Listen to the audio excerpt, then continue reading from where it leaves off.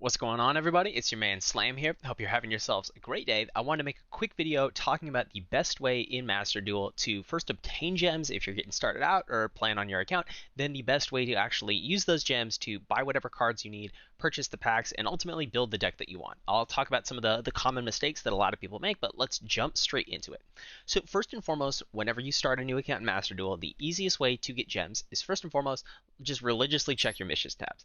You'll get things like daily login bonuses that are going to give you a fat amount of gems when you first get started here. Some of them will give you like 1,000 a day when you first log in, and there are different missions under limited time and then both unlimited as you literally complete any piece of content in the game. So that's anything from dueling to crafting cards to building packs, etc. And make sure you click the button at the bottom to claim all of these at once. So just always check the missions tab. You're always going to be getting gems from that, so pretty much check it no matter what you're doing. Now, the best place to start out is you're going to want to complete a decent amount of the solo missions, at least to begin with.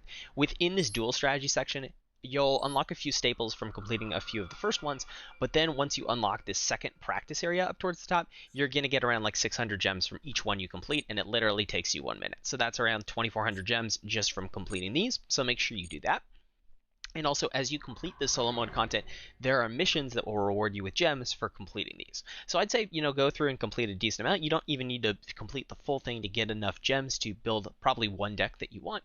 But then for some of the other wings, for these, you'll obtain gems simply by completing it in the solo mission quest, but once you get enough of these currencies from completing them, you'll be able to unlock these gates, and the last duel in the gate is normally going to give you 200 gems if you duel with your custom deck. So pretty much just go through a decent amount of the solo content. Pretty much after you finish anything, check the mission and collect the gems. So once you have a good amount of gems, and of course, dueling and completing things like the duel pass, those will reward you with gems as well. But once you actually have some gems to spend, what you're first going to want to do is go into the shop and buy the bundles and the duel pass first. So the duel pass is going to be one of the best ways, and maybe even some of the only ways, to get crafting resources.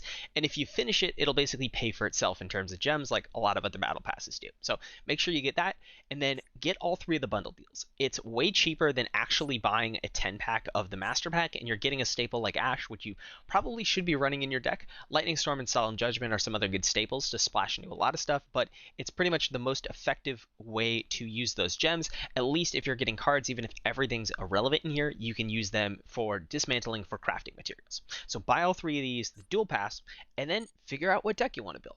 Once you've identified what deck you want to build, the easiest way to get this started is first go to the public deck search. So this is going to be a great way to at least just copy something to give you a good idea of where you're getting started out here. So let's say, for example, I wanted to build something like an Eldritch deck. We could go over to the section. I could type out one of the cards in that archetype. I could find any of these decks. Some of these might not be the highest quality. You might not want to build exactly what they have here. Do a little bit of your own research, but a lot of times it's going to have the core staple cards that you need to actually get started. So we could go ahead and click copy deck. I'll copy this deck, and it'll actually show up in my deck list now that I can kind of use as a template for getting started. So I can click into this deck that I have right here and go ahead and edit the deck. Now, the best way for you to unlock these cards is going to be for creating a secret rare or an ultra rare of that archetype, and that will unlock something called a secret pack. The secret pack is basically a pack specific to containing a couple archetypes, and it's the best way to build a specific deck that you need.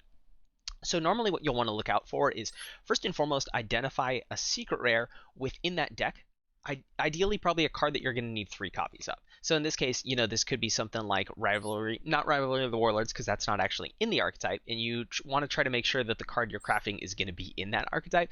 Maybe something like this card right here, Scarlet Sanguine. It's a secret rare. I'm going to need 3. You might not want to craft something where you're only going to get 1, just because as you're pulling cards from that secret pack, you're probably going to unlock more. So ideally, craft something that you need a couple of to begin with. So I have this card right here. So what I want to do is, first and foremost, let's just show you an example here where I will go ahead and dismantle a selected card. So let's just find a secret rare card that we do not need in this section. So we can go ahead and dismantle this card. And then let's go ahead and click on the card that we want, and then we can click generate. So let's go ahead and generate this card, and we can see it's now going to unlock us this pack. So I will click on this icon right here. We can see I actually get a free pull, as I've never unlocked the secret pack before. So whenever you're unlocking a secret pack for the first time, you'll get a free pull from this. So let's go ahead and do this free pull really quickly. Let's see what we get. So boom, I got another Cursed Land. This is a card that I need maybe a couple of in the deck, so that's good. So you can see even from the free pack, a lot of times you can get a couple cards that you need from the archetype. And then if I wanted to build the rest of this deck, I'll just want to purchase these in 10 packs. You're going to want to purchase these in 10 packs because at least if you don't pull a secret rare in that 10 pack, you're going to be guaranteed an ultra rare the next time you pull in a 10 pack. So I generally try to go in with at least like over 2,000 gems for whatever I'm trying to build, just in case I pull it the first time, I don't get anything, I have enough to get another one. And then once you've done that, basically get that card that you need, buy a bunch of those packs till you ultimately have most of what you need for your deck, and then you can go back to your deck. This is where you will be probably crafting individual cards. And a great way to maybe hunt down a secret pack or whatever secret pack you need for a particular card, if you maybe don't know where to find it, is using the related card feature. So let's say, for example, I was trying to craft Nightmare Unicorn, and I didn't really know what secret pack this was in. What you'll want to do is go find whatever card you're trying to look for, and you'll want to go to the related card feature, and then generally you'll find a secret rare of that archetype. So in this case, I could craft a Nightmare Phoenix or a Cerberus. If I generate that, then I'll unlock the secret pack and could maybe pull that one card I need. So that's a great way too, if you maybe have a card that you only need one of in your deck, like something that you're running in the extra deck, and you want to maybe try to see if you could pull that card before you ultimately devote your ultra rare crafting resources to it. You could generate something like a staple like Nightmare Phoenix that you need, then use that to unlock the secret pack, and who knows, you could pull the unicorn. So that's probably the best way to approach it. Go ahead, get a decent amount of gems, identify a card that you probably need 3 of in your deck of that particular archetype, then go ahead and generate that. You'll unlock the secret pack, purchase those secret packs in intervals of 10, so buy the 10 packs, then you'll probably have most of what you need from your deck. From there on out, after you have all these cards that you probably don't need, you'll want to go to the dismantle all cards, or dismantle all extra cards up towards top. Not all cards, that would be pretty dangerous. So this button up top will dismantle anything that you have extras of that you don't essentially need. So it's a great way to just kind of clear out all of the extra stuff that you're not really using and have duplicates of. Then you'll have a decent amount of crafting materials, so you'll want to go to the dismantle selected cards section, and then in this section I would recommend sort it by rarity, just so you can find the ultras and secrets to dismantle, and then basically you'll just want to click on whatever card you want to dismantle, look through, basically find all the things that you don't need and you're cool with dismantling. Also, try to think down the road if there are some cards that you might need, or you want to build another deck on that same account. If you might need that card down the road, it's probably safe to just keep it. You'll get other cards that you can dismantle down the road. And then once we've chose all the cards we want to dismantle, we'll just hit the dismantle button, and that will mass dismantle these, and then we can go and craft a couple of those last cards that we might need in our deck. So probably some of the cards in the extra deck, or maybe some of the staples. I generally would always recommend craft the staples that you need, as you can use those in multiple decks. So if it's something like a Maxi or an Ash Blossom, go ahead and craft that first with your ultra rares, as you can use that in different decks, and then craft the other ultra rares that you need, probably specific to that archetype, if you didn't happen to pull them in the secret packs, but hopefully you pulled a decent amount of them in the secret packs.